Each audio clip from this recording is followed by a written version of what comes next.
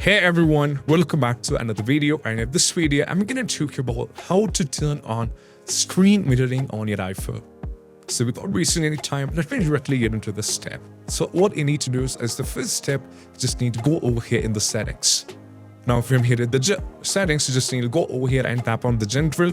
And now over here, as you can see, if you scroll down, you can see there is an option called AirPlay and Continuity. First, you need to tap on the AirPlay and Continuity. And over here, as you can see, automatically to the AirPlay, just select this one. And by default, in most cases, this will be never. So what you need to do is you have to change either to the ask or you can change this to the automatic. So it's all depends on your concernity. You can go for the automatic. So once afterwards, you just need to go back. And now from here, you have to go to the notification over here. And right now, you can see there is an option or an icon similar to the screen mirroring. And if you tap on this one, you can see the screen mirroring isn't getting processed, which means any nearby devices within the range will be shown over here and you can screen mirror your iPhone successfully, and that's how you can do this.